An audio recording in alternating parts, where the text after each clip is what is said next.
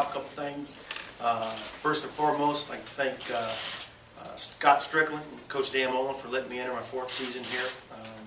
It's been fantastic. I also want to thank the city of Starkville for embracing my family over the last 3.5 years. This is an incredible place to live. The community, the support, the environment, the atmosphere that the fans create. When I still remember talking with Coach Mullen about the opportunity to come here, and the biggest thing he said was, it's about the people. And it really is, and it really has been. So I want to thank the fans and the community for the support that they give MSU football. Kind of moving along, it's great to be back here. I'll tell you what, it's fantastic to be back, be around our players. I had a chance to look out my window just a minute ago, and you see the grounds crew out there lining the football fields, and at this time of the year, the grass looks greener, and the air smells fresher. Everything about it. The locker room still stinks, but it's that time of year. Your players are excited. They're ready to get going. They've had a great summer. Coach Savage turned the crew over to us, and it's an exciting time right now. So we're excited to get this thing moving in the right direction again. Coming off of another back-to-back 9-win season for Coach Mullen. Ended a little bit better this year for us, finishing with that bowl game win, and that leaves a little different taste in your mouth as you finish the off season and you have a chance to go into summer with the players. And so we're excited about that standpoint. It's a really great time to be around here. I'm excited, like I said, to get going with this crew. Last thing, quickly, Starkville Little League baseball. We're going out to Waco, Texas in a couple days to represent the state of Mississippi to go play. There was a great article on them, so I just wanted to kind of plug that one. My son's playing, that's why I'm plugging it. But the neat thing about having a head coach that works on the offensive side of the ball is he's kind of already addressed you guys. So I'm going to kind of open it up for questions at that point. If you guys have any questions, feel free to shoot. Hey, David Murray, Dogs Fight. Coach Mullen did talk about using Fred Ross at all three wide receiver positions. How's that impacting the league here and Keith Nixon in particular at the slot receiver position? The thing, first and foremost, the thing that you can, the opportunity to move Fred around at different places. He's a smart football player, and that takes time. Over the last 4 years, he's learned the positions. He's learned multiple formations. He's learned everything. What that does, it frees you up. If you want to have an opportunity to put Fred into the boundary, you don't have to say, well, son of a gun, do I have to change? You can just change personnel instead of formations, and it allows you to match him up one-on-one if you like the matchup. There'll be times where you want to get, whether it's Malik or Keith or whoever it may be, the ball, and maybe you want to be able to put somebody else in the slot position at a time. It just frees you up, and it allows you to do so many different things when you have multiple players that can learn different positions. And that's kind of one of the things when you get here, we try to teach all the players. We don't teach X, Y, Z. That's the secondary part. We usually draw up circles, 1, 2, and 3, and so you got to learn field 1, field 2, field 3, or boundary 1, boundary 2, and that's part of the learning curve. Once they can master that part, then the second part is you out there and perform, which Fred has over the last couple of years, coming off a great campaign, and we need him to have another big year. So it frees you up, and it allows you to do a little bit of different things with the players. Talking about that, freeing up some of those players, your thoughts on the redshirt freshmen, Spivey, Thomas, and Nixon, just what your thoughts they had for the spring, and then coming in here, what their impact could be? Keith probably, looking back at stats, if I remember wise, Keith had the most explosive spring, and I say explosive, big plays of 20-plus yards out of anybody that we had out there in spring ball. At the same time, you got to remember we were minus a couple guys during spring ball at points. Fred didn't go, and Donald was limited as we went through. But I'm excited to see what he can do. You recruit these players and get a chance, and if you're fortunate enough, some of them redshirt and get a chance to develop. So you're always looking for that opportunity when they get on the football field to make some plays. Keith did that in the past. You look at Jonas. Jonas had a couple big plays throughout spring. A couple plays where I always say, it's not the play don't make the player makes the play. And there's a couple short balls that were tossed to Jonas that he took to the house during the spring. So I'm excited. I think if you look at numbers, we're at my position, we're we're green in the fact that I don't have a lot of players that have had receptions in the games, but I've had players that have played. And I've had players that have redshirted that have been in the system, so they better understand what we're doing. So I feel confident about that point.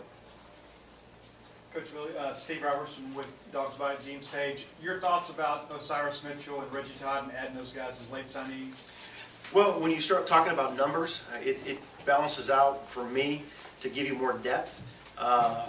Originally when you looked at the class, you had Jamal Couch, and I'm extremely excited about those 3 young players that came in with Jamal. He's 6'4", 6'5", 220 plus pounds, big, strong young man. What it did is it gave me an opportunity to add two players again that are 6'4", 6'5". Osiris is a big 6'5" kid, and I just talked to him downstairs just now, and it's amazing when they get here and they get with Coach Savage and they get a chance to eat. He's already gained 10 pounds just from the time that he enrolled here in July. So you talk about a great program and how you develop your players. It all starts downstairs with the conditioning and from that point. And then Reggie's another great player that I think is going to have an opportunity to help us out. He was, if I remember correctly, he was the Southern Alabama Player of the Year. He's the only player in the area to be All-State in basketball, first-team All-State in basketball and in football. So it gives me depth, and hopefully we can develop some of the depth and allow what we talked about earlier is move some players around. Billy, I think Donald Gray led the team in yards per catch last year. At his size, how is he able to extend the field, even being about 5'10" or whatever it is? He's strong. Donald's so strong. He's got great explosiveness, fast twitch young man. You walk downstairs and you get a chance to see him. Hand strength wise, his hands are as strong as I've ever been around. They'll come down on Thursdays afterwards. They'll do a little workout, hand strengthening, but he can lift up 45-pound plates. They did a little contest last year about who could hold it the longest, and hands down, he's got great strength. But Donald, again, big play, yeah. I think he had 21, 22 catches for us last year. He's going to have a good year for us. I think he had 2 touchdowns, 22 catches, somewhere right around there. When we start talking about players that got to step up, we've got a lot of players that got to step up. Again, I said we've got players that I think are green, but at the same time have some knowledge and experience. When you start looking at that, we've got to replace, when you start talking about players to step up, you've got to replace the production of the players that you lost. So, I need him to be able to step up, and whoever it is, step up. And we lost Dureña, so we lost close to 1,000 yards receiving and 10 touchdowns. So we've got to be able to replace that, no different than we do offensively with our running backs. The running backs, we've got a whole core coming back, the whole group, the same group. They've got to be able to replace the 10 touchdowns that Dak had rushing, and kind of take that load and take that burden. So it'll be interesting, but the great part about it, again, like I said, it's, every year it changes. We might be a little different looking this year than we were in the past, but it doesn't matter. You put your players in the best possible positions to be successful. So I'm excited about the competition and get a chance to see some of these players come out and make some plays.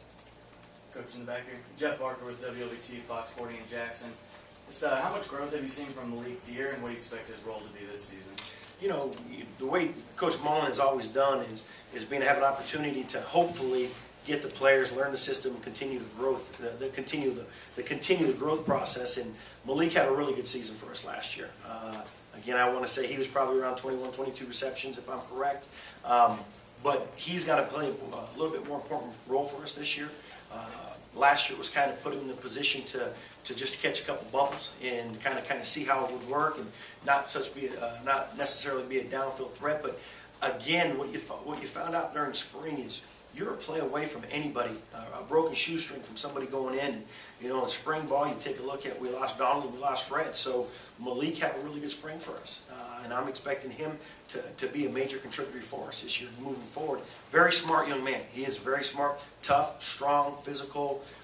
He's probably around between 200 and 220 and 225, so body-wise, he can take the wear and tear of being able to be a guy that you can move around, possibly put him in the backfield and do some things with. So expect him to have a big year for us, yeah, definitely.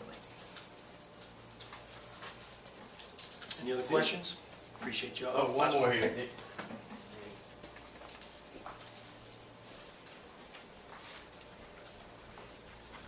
Okay, Smith, Scarlet Daily News. Coach, I know Gabe Miles made a big jump last year, got some playing time. What do you expect from him even more this year? Gabe's a guy that I hope can stay healthy. He's kind of been banged up a little bit since he's been here, off and on, whether it be spring ball or whether it be during the season. Gabe's another one of those players that has elite speed. You know, I think we'll be faster on the. I think we'll be faster.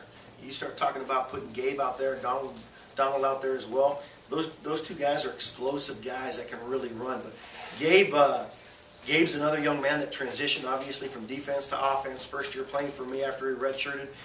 Kind of got his feet wet. Again, one of those guys that got some bubble throws, some quick screens. But we moved him to the Z position, which really the Z and X are in our offense are interchangeable based on who you are. This spring, and he's going to be a guy that he's coming up on year 3 playing experience for me right now, and he's a guy that can stretch it. I'm excited to see Gabe get out there and run and be able to make that transition from an inside guy to hopefully being one of those every down guys as an outside perimeter guy for us. But gives me knowledge, great work ethic. I like my room. You know, when you start talking about the wide receiver position, I like my room. Again, I've got some guys. I know I'll keep going back and saying we've got some guys that may not have a lot of receptions, but I've got a room that I've got a lot of experience, and the fact that they've been around and know what I expect out of them. So we got to find some guys to replace some of that yardage and touchdowns from last year of the guys that departed. But I'm excited about our group, definitely.